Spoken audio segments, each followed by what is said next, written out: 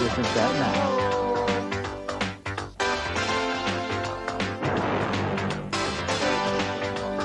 This is fun and all, but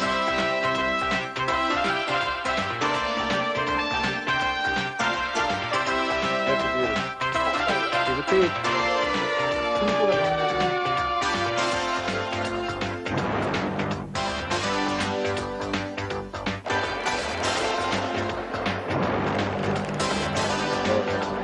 Beautiful. Nice job. Nice Way to go. All right. Sam One strikes again. Look at the colors on it. Cool. They are. oh, there. We'll start right on next front here. Okay. Yes. Okay. Nice. Gosh. Nice. Oh my God. Don't pull it out. Unfilled. Hi, Mr. Fish.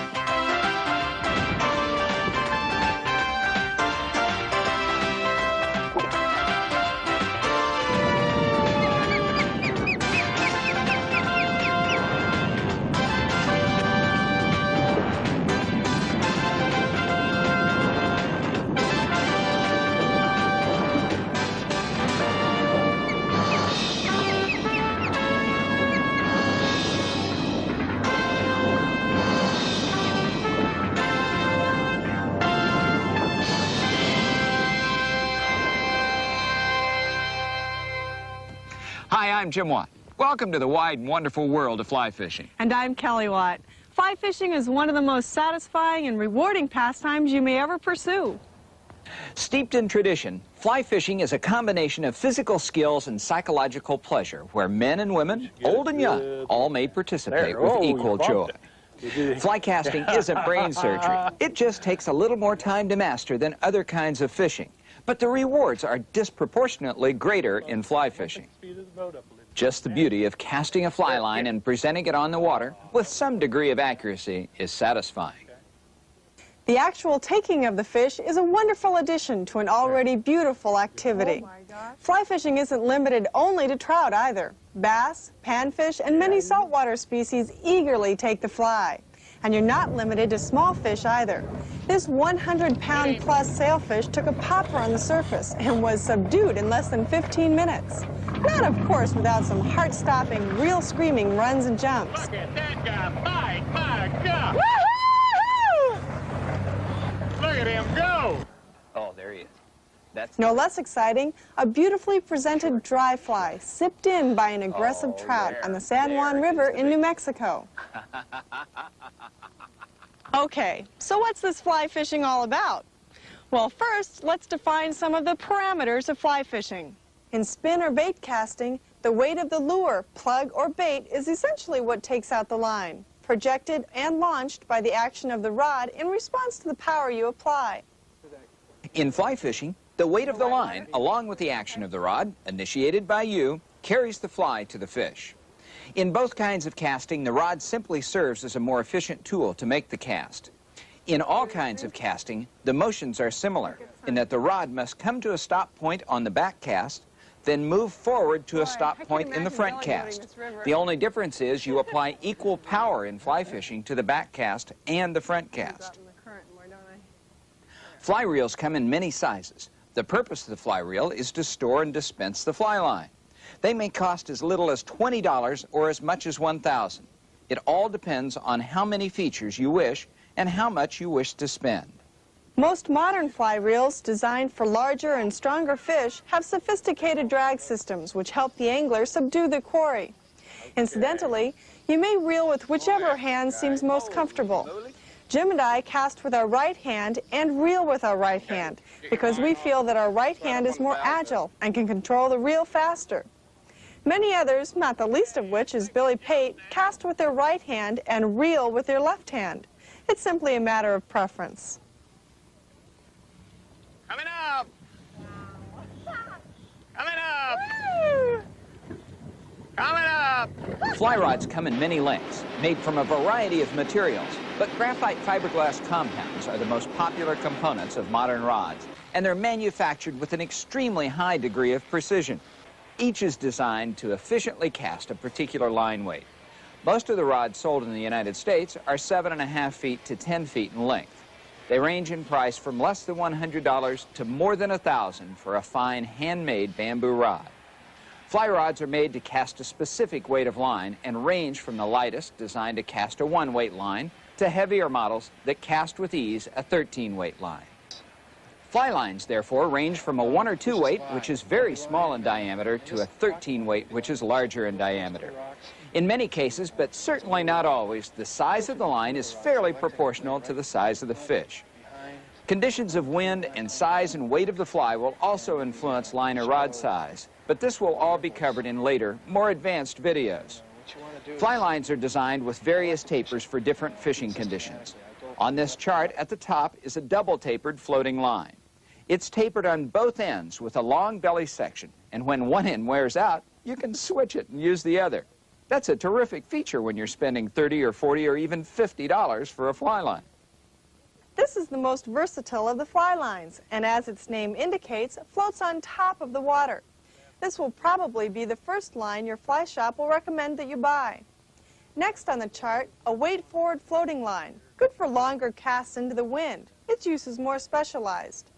Next is a bug taper floating line. The shorter, faster taper makes casting a bass bug or other large wind-resistant flies with fewer false casts much easier.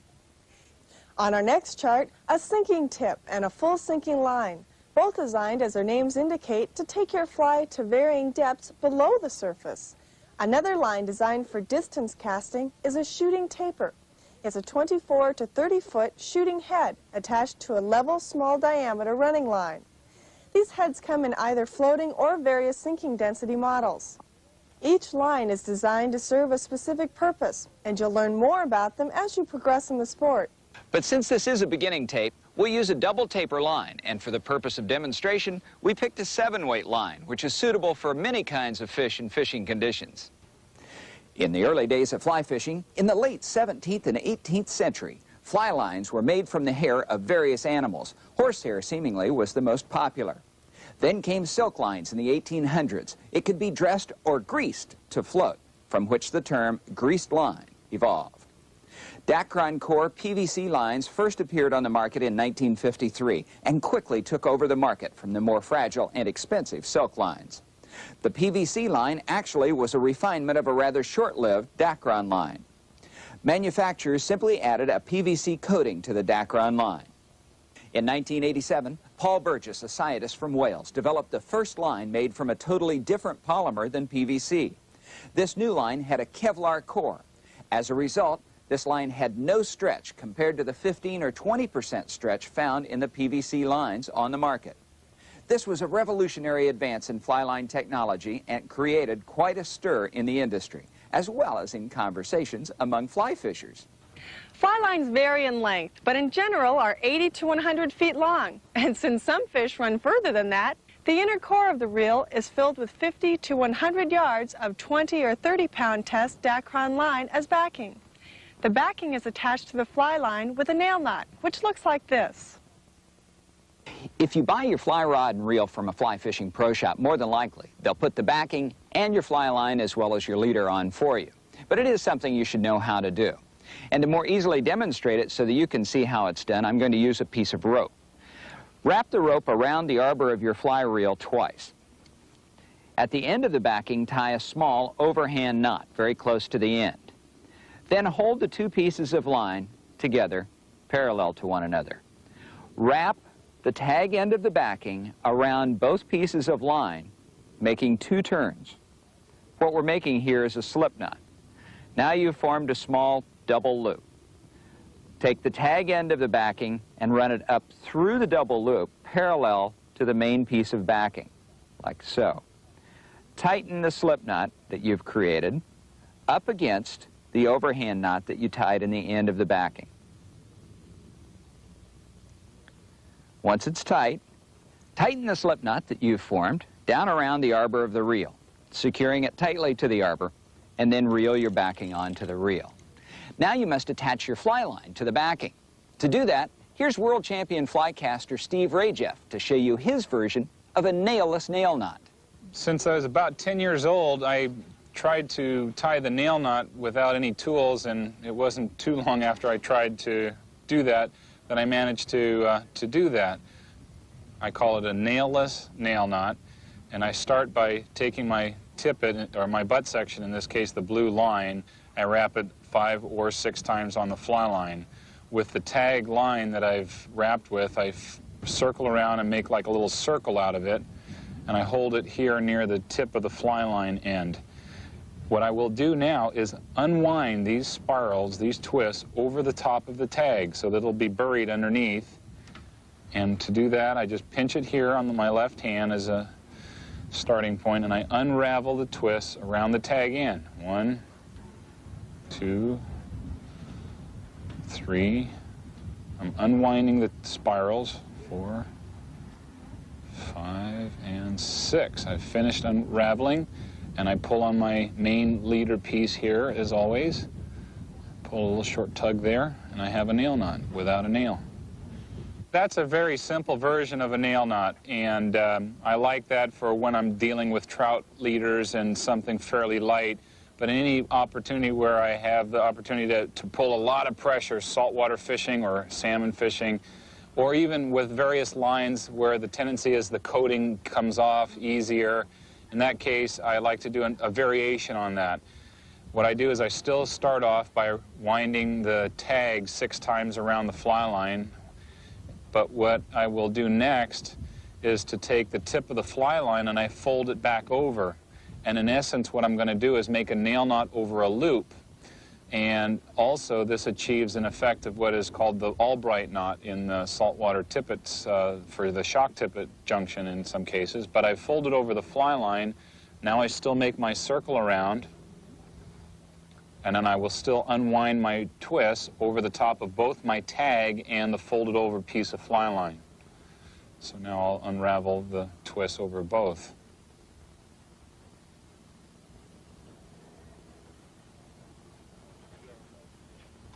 And now I've completed the unraveling part. I pull on my main leader here, and I have a little nail knot over the top of a loop, and I will sort of draw on either the tag end of the fly line or the main fly line just to shrink down the loop a little bit closer before I fully tighten the nail knot.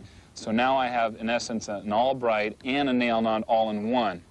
That way I've got my line locked in, and I won't peel off the coating on some of the lines that have that tendency, and I've got a much stronger knot for dealing with saltwater tippets. Another method we use quite often in tying a nail knot is with this handy tool called a tie fast.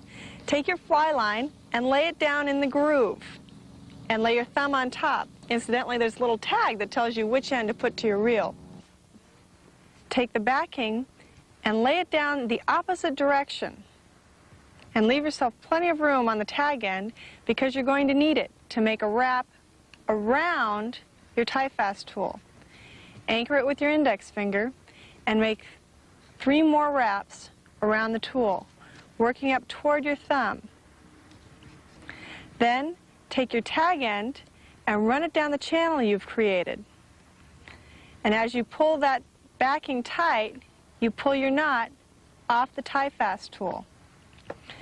And you're pulling your backing, still anchoring it with your thumb up here. And pull it tight, drop the tool, and pull the backing tight, tighten your knot, and then the fly line to the backing. Pull nice and tight.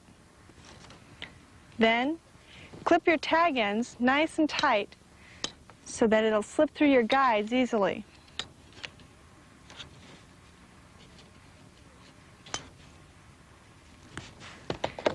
And there you have a nail knot.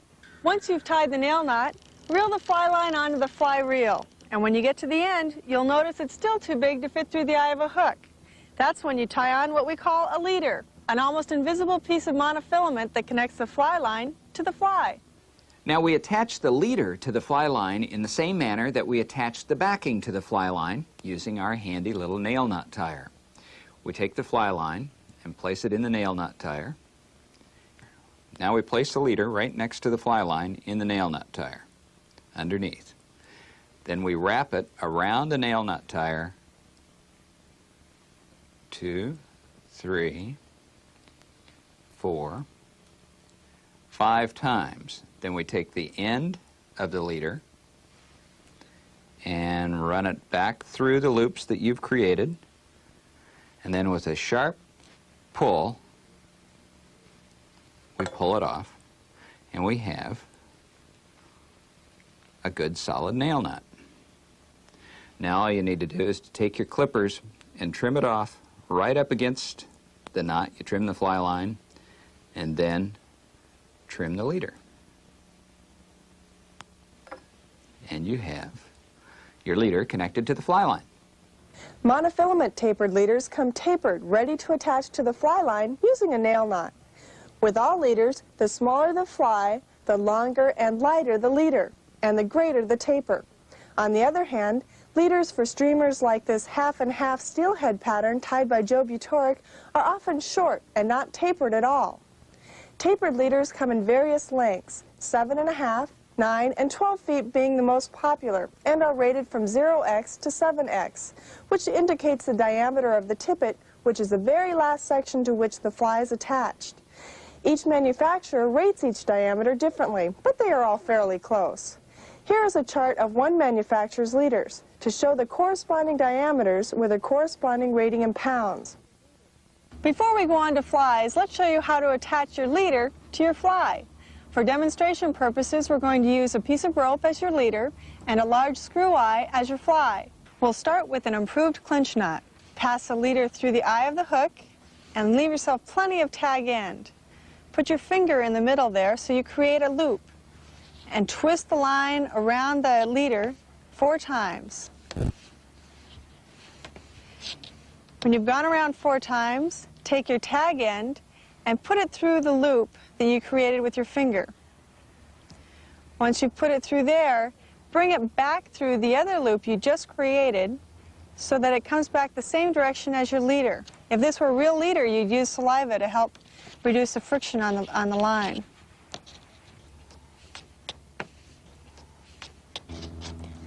And you just work it down closer to the eye. And there you have an improved clinch knot. Another good knot for attaching fly to leader is the uni knot.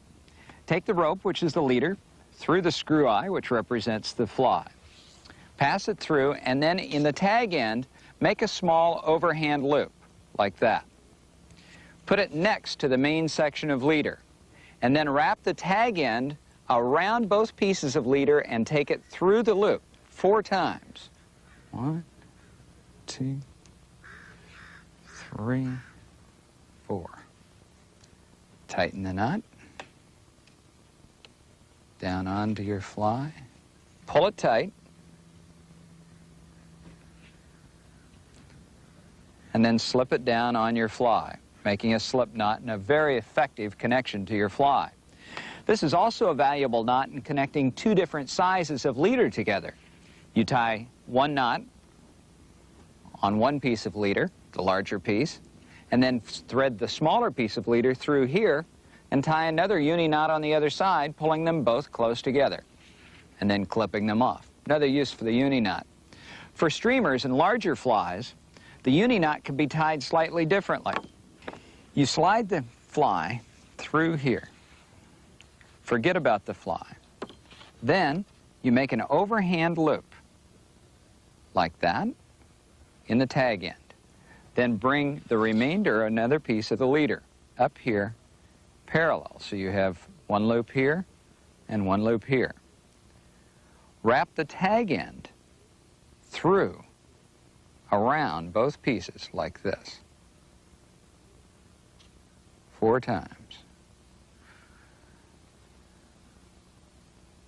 Then, pulling them all tight, bring it up and tighten it, like so.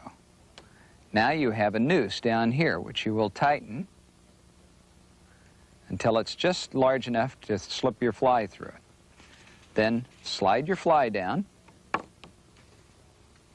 slip it through the noose, like so, then tighten the noose onto the shank of your fly. After you've done that, Pull the rest of your leader through this and clip off your tag end. And you have a very strong, secure junction for your fly to your leader. Now on to flies. I assure you that if you pursue this avocation for line, you'll acquire many. And in order to carry them and other items to the stream, you'll need a vest. There are nearly as many vests as there are streams, so you'll have a wide variety from which to choose. Jim and I prefer the streamline vest. The one thing about fly fishing is there is a never-ending supply of gadgets. But some of them are very important, like this pair of forceps. You can use it for bending down the barbs in your fly, as well as releasing fish. Bending down the barbs, incidentally, makes releasing fish much easier. Also getting that errant hook out of your skin in case you happen to make a mistake. Another important item, a pair of clippers with which you can nip the ends of leader or even trim flies. On the other end, a small needle for cleaning head cement from the eye of your flies. And most anglers carry nets with them to help making landing fish easier. That wasn't the case here. This is what not to do. No, no, don't go out in the current. No, no, no, no. Well, no, let's stand in the line a little bit. No, no, no, no, no, no, no. Nice fish, Jim. Woo! I like.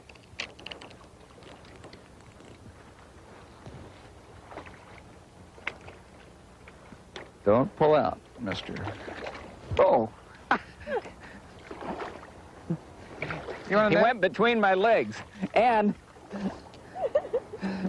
he went between my legs, caught the dropper on my waders, and broke the tippet.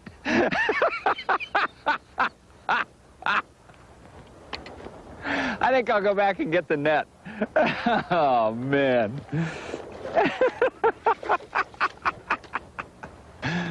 Yes, you're fishing at its very finest. This is just the beginning. But that's part of the fun of fly fishing, is learning about all of the stuff. Now to flies. In the most simple terms, there are flies that float on the surface, called dry flies, like the royal wolf that was tied to represent the shape of many different kinds of insects floating on the water. There are poppers that float on the surface and create a disturbance that entices a fish to strike them, just like our casting and spinning popping lures.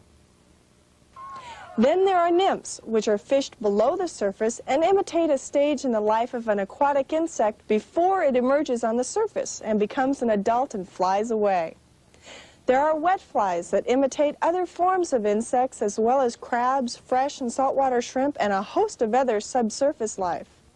Last, but definitely not least, streamers are flies that are fished below the surface that represent small bait fish or leeches.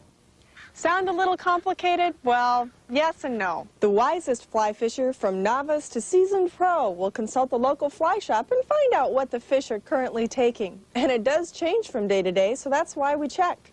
That's the easiest and surest way to catch fish. As you learn more about fly fishing and entomology, you'll have a better understanding of what the fish may be eating at any given time by observing their actions.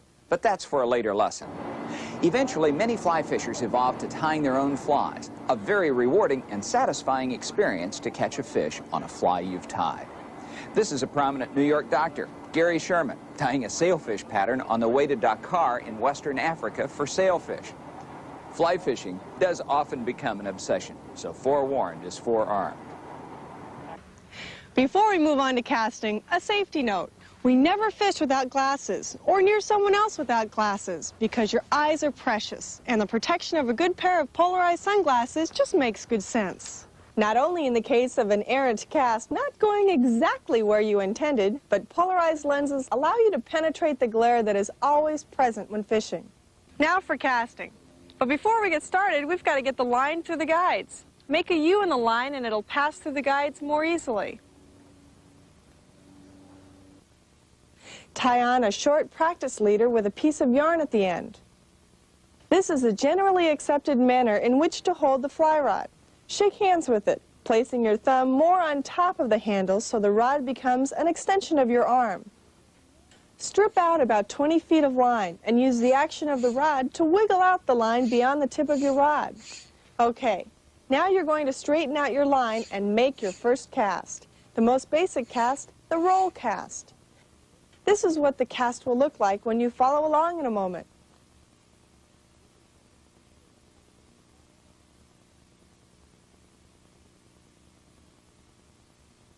To make a roll cast, bring the rod slowly to a position just past vertical, a position we consider to be 1 o'clock, and stop.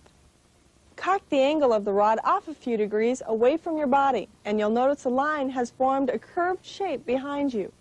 Now push the rod forward sharply, stopping at 10 o'clock. The force of your hand combined with the action of the rod sends your fly line out in a fairly straight line in front of you. Then let the rod settle to a position relatively parallel with the ground. Okay, now here it is again in slow motion. See how the hand moves parallel to the ground on an even plane, and there is almost no wrist action. Remember, bring the rod back slowly and stop. Pretend there's a bush behind you, and to avoid hooking your fly on it, you must come back slowly. This is a cast designed exactly for that sort of situation, when you have no room to backcast. You'll find you use it often. After the rod stops, push forward sharply and stop at 10 o'clock. See how the line follows the path of the rod at first, then launches past the rod, bringing your fly and leader with it? After the stop, let the rod continue down to a position parallel to the ground. Practice that with different lengths of line until you feel you've mastered it. Then move on to the next cast. Which is what we call, for lack of a better term, the pick up and set down cast. It's the next basic cast in fly fishing. This is what it will look like when you follow along. Okay, again with 20 feet of line or so out the tip of your rod, with the line pressed against the cork under your index finger, the rod tip pointed straight at the line on the ground, slowly begin to lift, gradually accelerating the rod and thus the line, eventually stopping at the 1 o'clock position behind you. Count 1, 2 to yourself, then accelerate forward and stop at the 10 o'clock position. Now you're making your second kind of cast. Watch this cast in slow motion. You start the cast with the rod tip pointed at the line close to the ground. Slowly begin raising the tip, accelerating as the line begins to lift from the grass or the water. Notice most of the acceleration is from the point at 11 o'clock to the 1 o'clock position. At 1 o'clock, count 1, 2, so the line will have time to straighten behind you. Now begin your forward cast, saving most of the speed for the move from 11 to 10 o'clock. That's when the rod is in front of you. As you come forward, stop the rod sharply at 10 o'clock, and then let the rod settle to a 9 o'clock position. Practice this cast for a while with different lengths of line until you feel you've mastered it. Then move to the next step, shooting line with the cast. This is what the cast should look like. It is identical to the lift up, set down, but at this position, when you stop at 10 o'clock, count 1, 2, then release the line from your left hand. In theory, if you've done it correctly, the line at your feet will shoot out through the guides. Okay, hold the line in your left hand with about 10 or 15 feet of line at your feet and 20 or 25 feet out the end of the rod. Begin raising the rod in the exact same manner you did for the previous cast. Accelerate at 11 o'clock, stop at 1, count 1, 2, then begin your forward cast. Remembering to begin slowly, then accelerate at 11. Stop at 10, count 1, 2, then release the line from your left hand. Notice Jim's left hand stays right along with the rod as he makes the back cast and goes along with the rod on the forward cast until it's time to release the line.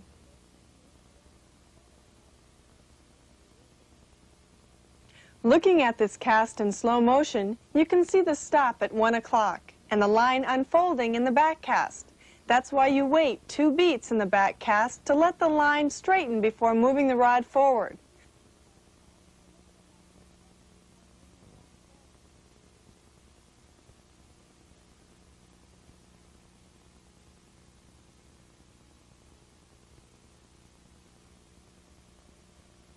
Once the line straightens, move forward to make the cast, stopping again sharply at 10 o'clock.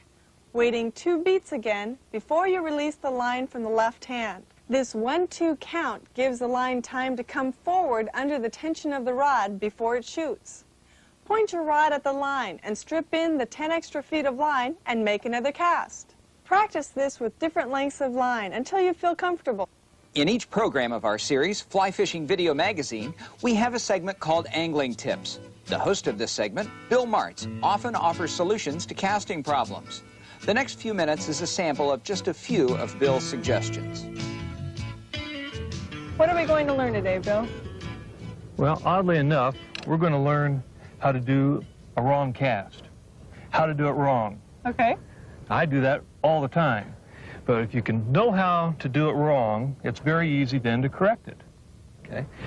In fact, one of the ways of knowing how to do something correctly is to know how it's done incorrectly. So we're going to learn how to do a tailing loop.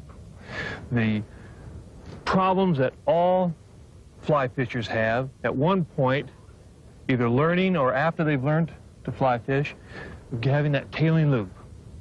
That fly will come underneath right there, tie a knot in the line, and that's what causes those wind knots that I get so often, just like that. Now, what happens is that when that starts occurring all the time, most people will then try harder and harder and harder, and the harder they try to cast and overcome it, the worse it gets. It gets back like that, and come forward like that, and it's worse yet even. Or they'll get going, make a few smooth casts, and then they want to go on the last cast, and they'll just punch it out there, and there it is, right in the pile, just like that. I know it happened to me for years because I didn't know what was causing it, therefore you don't know what to stop. Well, what causes it, or one of the things that causes it, is when I'm coming forward on the forward stroke, it also happened on the back stroke too, but when I'm coming on this forward stroke here, instead of a nice, smooth application of power and smooth acceleration, I'm jumping it, I'm bumping it somewhere during the stroke and shocking the rod tip. I'm making that rod tip, instead of going nice and smooth and bending back like that, it's going and bouncing like that. I'll show you. Okay. Clear my line here. Okay. Back cast, nice smooth strokes. You can see they're going, they're not tailing. Just hit me in the ear, that's all. There, not tailing. Now,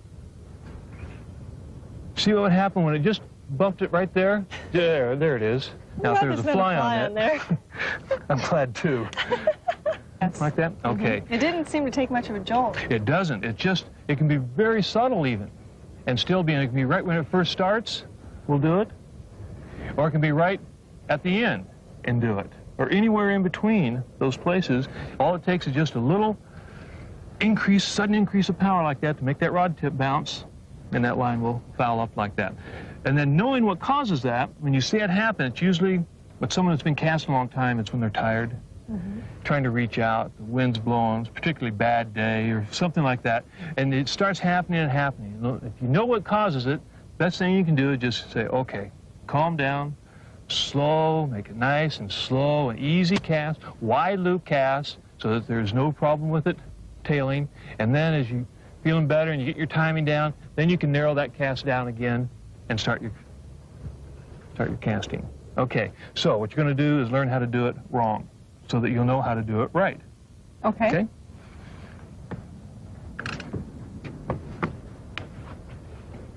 Now make a few nice smooth casts, no tailing loops. Nice smooth application of power, that's it. Easy going. Nice smooth cast, easy cast. Okay, now I want you to shock the tip anywhere you want to, right in there. That's it. There. Now, fly been on there. Bill, what are you going to show us today? We're going to look at downstream dry fly fishing. Sometimes it's necessary to get a dry fly to float a long distance downstream and be ready for the strike at that time. It'd be nicer if you could get up close to a fish, wade in close, make a nice short little cast, be very controlled drift and such, but sometimes it's just not possible. So we're going to look at a couple methods of downstream dry fly fishing. We want to keep drag out of the line, and that's the most important part of dry fly fishing, is make that dry fly go right down the river, just like it's a natural, not going slower or faster than the current in which it's traveling. And what makes it go slower or faster is drag, either caused from the line or the leader, possibly the wind blowing on the river could blow a large fly around, but mostly it's from the leader and the line. So we have to work at controlled slack. That's putting some slack in the line, but controlling it so that it's not out of control and just drifting anywhere it wants to go, and a fish hits, you have no control, or you have to take all the slack out, but just enough so that the fly can drift free, and if something happens, the fish strikes, you can react to it. Okay. Our current, obviously, running this way. I'm going to make a cast. I want the fly to land downstream of my leader and my line, first of all. So, making the cast here. I've got a lot of slack pulled out right here. Now I'll just show you how to make that long cast down there and keep that fly floating. Fly is downstream. Right here, it's floating. I'm letting the slack come right up like so. I'm not throwing so much into the water that I can't control it. Pulling the slack up behind me. Now, if anytime it should hit, I have a very little bit of line. I'm not letting it tighten up like that.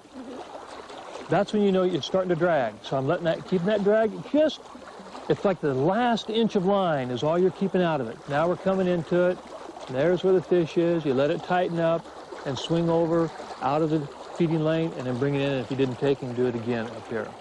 There is a little bit of a problem, obviously, when you have 80 or 90 feet of line out and a fish hits. There's so much slack in that line that sometimes you're just not going to be able to hook it. But you're looking at a situation where you have no other choice. So you've got to make a good presentation to get the fish to hit first. Okay, let's go through it once more. Bring this up. Cast out here. I've got the slack worked out here, laying on the line, or laying on the water here. Flies downstream from the line. Get that initial cast out here. Now I'm just going to make, sometimes you might want to throw a mend in too to keep that line directly upstream from the fly, just like so. Kicking this out. This is not a terribly fast current here. If it was going really fast, you'd be really moving that out there, but it would be taking the slack out that fast too. So although it would look like you have miles of slack out there, it's really not. It's taken up very quickly. Okay, you've got one eye on that fly out there, you got one eye up here just to kind of see what's going on with your line. It starts raising off the water like that, that's drag setting in. There's slack, the line's laying there. Now, there's it hit. You see the line lift up like that? Now, if you're nymph fishing, you look at that, that could be caused by fish when that's raised up like that, because that's drag too.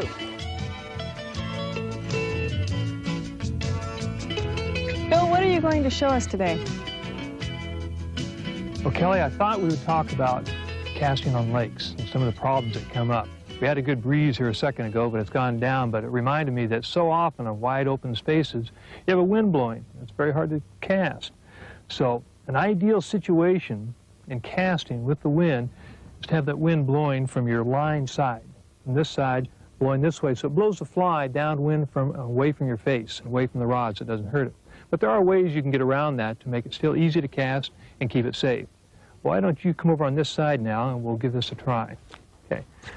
Very simply, what happens if I make a cast coming up on the standard side like this, the wind will blow that's coming from this side, the worst way, will blow this fly sometimes right into my face or into the rod, and could possibly break the rod or break the fly off or stick in my face, which is a good reason to wear the glasses.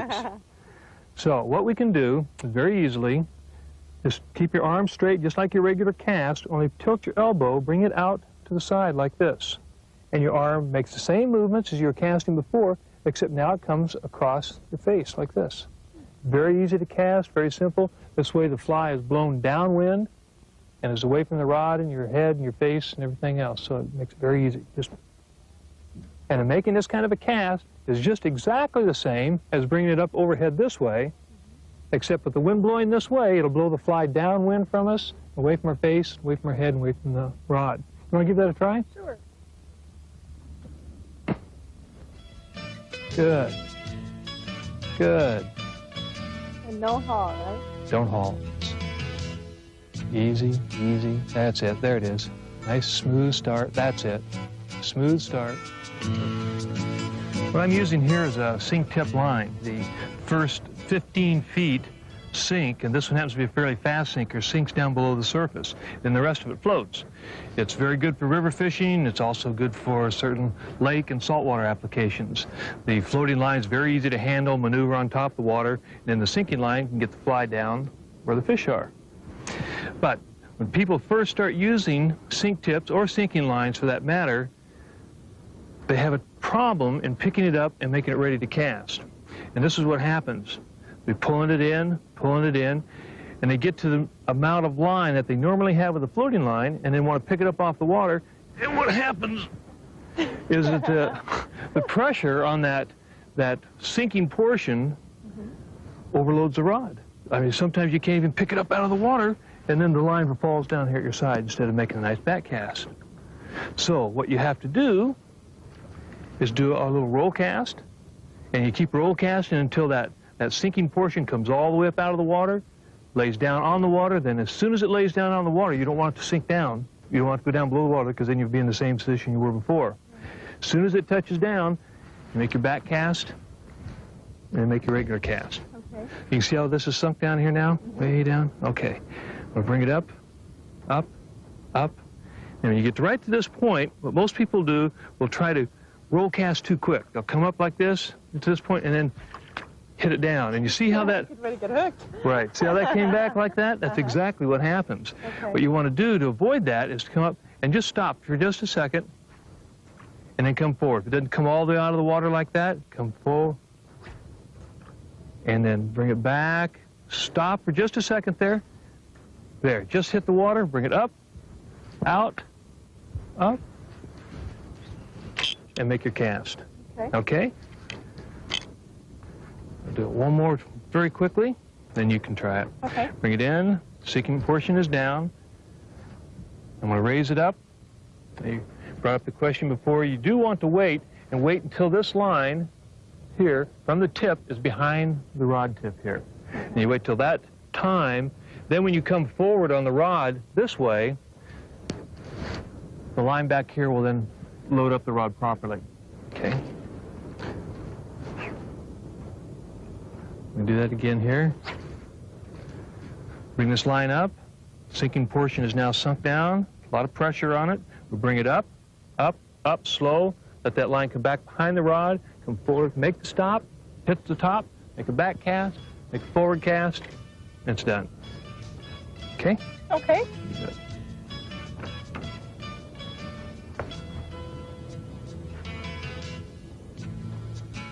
So bring it back.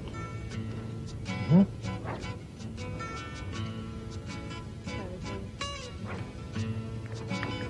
Okay, with this line, it doesn't do very well. A little About more line right in. there. Yeah. Okay.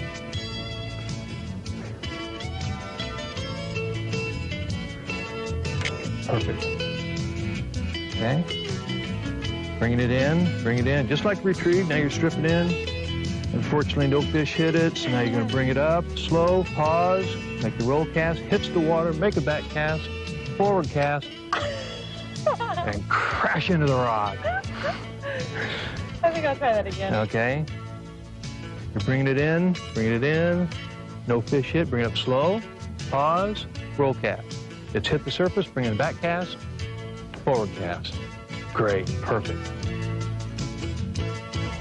What I'd like to talk about is turning over long leaders, 12, 18 feet long, where you have to get a fine presentation to fish, where they're very spooky, very smooth, clear water. Usually presentation is everything in a situation like that. Assuming we have the proper leader to turn it over, you need the right leader to turn over the right fly. We'll work on the casting end of it. What we have to remember in making a cast like this is that we need a tight loop. A loop that goes out that's not very wide, not catching a lot of air, but is very narrow. We'll cut through the air, and we'll continue that loop right through to the end of the fly, right through the leader. That's why it's important to have the right leader. Okay. Where that's controlled is right here in your wrist.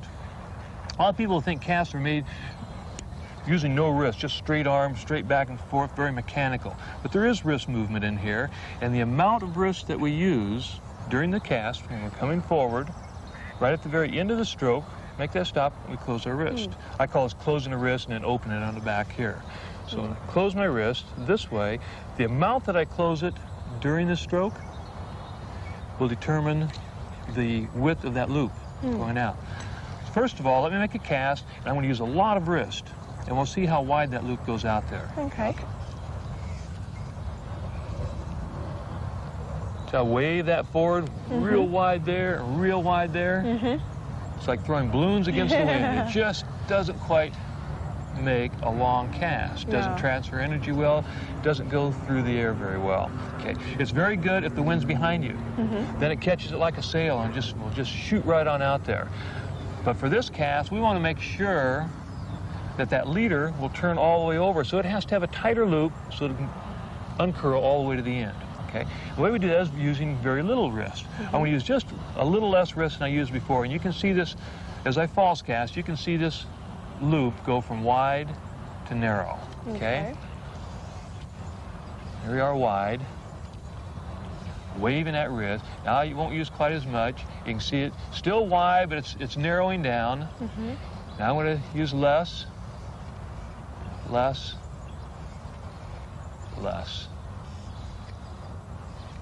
So it's almost as if the least amount of wrist movement gives you the tighter loop. Right. And the bigger the wrist movement, then the bigger the... Right. During this stroke, that wrist movement comes, when it's very small, very tight loop, will come right at the end of the stroke. Now in slow motion, you should be able to see how the wrist movement makes that loop, how it forms that loop. Okay. I'm going to start, again, with wide loops, using a lot of wrist through this whole stroke, and then gradually tighten that up so there's hardly any wrist movement at all. Okay. Real wide loops. I'm closing this through the whole forward stroke, make that real wide loop there. Now I'm going to use a little bit less, a little bit less, to hardly any. You can see how that loop has tightened up considerably. Makes a big difference. Oh, it makes an awful lot of difference.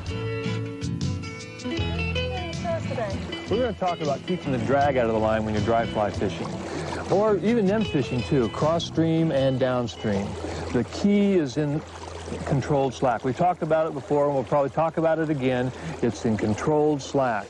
You can put the fly down. If I were to cast straight out like this, drag sets in almost immediately because the line is straight right to the fly and the current sweeps it down. The fly is going faster than the current then, if there's drag. Or if it's going slower than the current, if it's being held back. If the fish was coming up straight downstream from me, and I put it out straight like that, as soon as it hit, drag sets in because the fly is sitting still and the current's moving fast, right. So we have to overcome that. And we can do that for short distances right in the cast itself so that it lands with the slack in it that'll let that fly float drag free.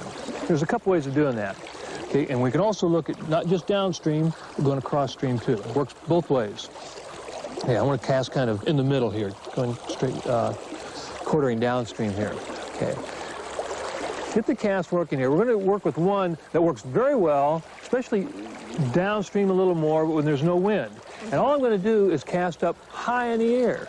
And then when it falls on the water, see how it just falls and curls like that? If there's no wind blowing to knock that fly off course, you just put it in the direction you want it to go, in line with your target, cast up high, and then as it settles, we almost had another one there. As it settles, it falls in nice, relaxed coils on the water. These fish are distracting my attention here. I have to start throwing rocks in the water. Good thing we don't have a hook in there. Really? Okay, let's show that again. I'm making my casting plane go way up high in the air. Going down a little low up here, way up high, and just stop it, and then it falls down relaxed like that. I can get probably out of that cast, 10 feet of drag-free drift in this situation here. Right now is when it sets in. Okay, so that much time is all drag-free. That's one way. Another way to do this is to make your cast closer to the surface. There's a little wind. And just overcast real hard, and it hits and bounces back. We have a little bit of an upstream breeze, that's why it's blowing up there. Make the cast. Pow, and it bounces back at it like that. That throws coil not only in the line, but in the leader and all the way down through there. And that works extremely well, working straight downstream with a target, with that fish is within a very narrow lane as he's feeding in. And he casts just over the top of him, let it bounce back, then it comes right over the top of him, drag-free, and then let it drift right off to the side of him again. And there's one other method you could use too, and we've talked before, and again we'll probably talk talk a lot more about it, line control, is throwing the curves right in the line. Now, it's very important you keep a nice tight loop and cast right at your target, but you have, 2 to 3 feet more line than necessary, okay? If you were to let the cast come right down, you would have passed up your target by 2 or 3 feet.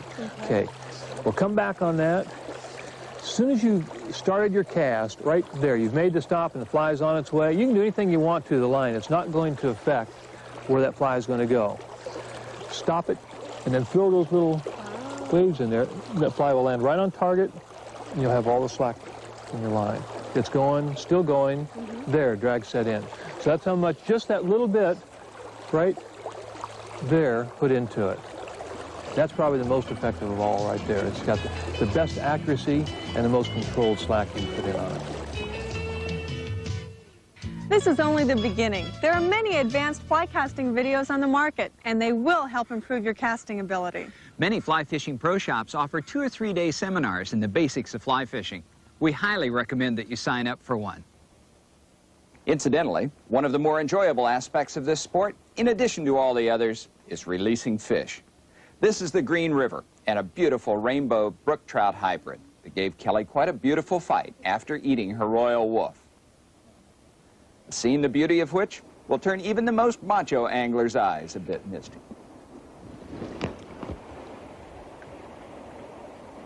Thank you.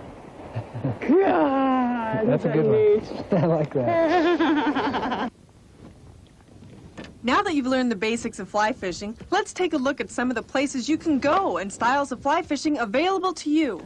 The variety of fishing situations is nearly endless. If trout hold a fascination for you, here's the Dolores River in Colorado. I didn't mean to. That's great, though. I always get excited when I see fish, too. Farther over. Okay. Don't pull it out. Yes. Okay, nice. Oh, my gosh. Nice, nice, nice. Oh, my gosh. Don't pull it out. I'm thrilled, I'm thrilled. Hi, Mr. Fish.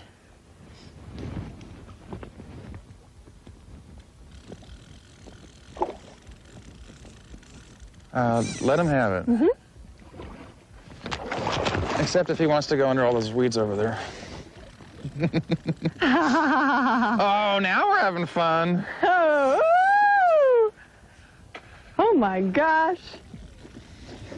Way to be, Kelly. This is great. If saltwater interests you, the Florida Keys area is definitely Mecca for flats fishing. Imagine facing a pot of tarpon coming toward you, none of which are less than 80 pounds. And they might even eat your fly. Beautiful. Clear your line. Hit him again. Beautiful. He's coming at the boat. Coming right here. Or the real screaming runs of an 8-pound bonefish hooked in less than 8 inches of water. Look at that little son of a gun go! Comes more bonefish at him. Take doubles on him. Look at this. This is incredible.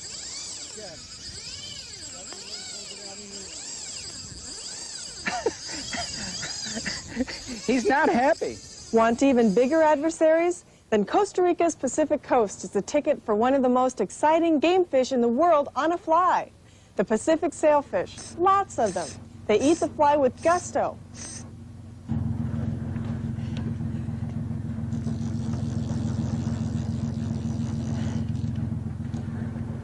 Wow! How about trout in New Zealand? The Kiwis have a totally different method of fishing from ours here in the United States. They walk along the bank until they see a fish. Then they start presenting a fly. None of this casting all day and hoping the fish finds your fly. On the South Island, there's practically no one else fishing, and the fish are huge. Strike! I got it! Woo! That'd be too hard on him. I hope our brief introduction to fly fishing is helpful in getting you started in this beautiful sport. Kelly and I hope that we'll see you in some of our travels sometime. Thanks for watching. So long. To take the next step in this beautiful world of fly fishing, we have a second video, Beyond the Basics. In this 90-minute show, fishing guide and instructor Bill Martz takes you to a lake and a river, where in each location he explains what to do to effectively fish each of these situations. How to find out on what bugs the fish are feeding, which flies to use, and which line is most appropriate for each. In addition, he gives you valuable instruction on retrieves, strike detection, and a variety of other valuable tips you can immediately put to use in your fly fishing pastime. Beyond the Basics, only $19.95? See your local dealer or call us directly at 800-327-2893.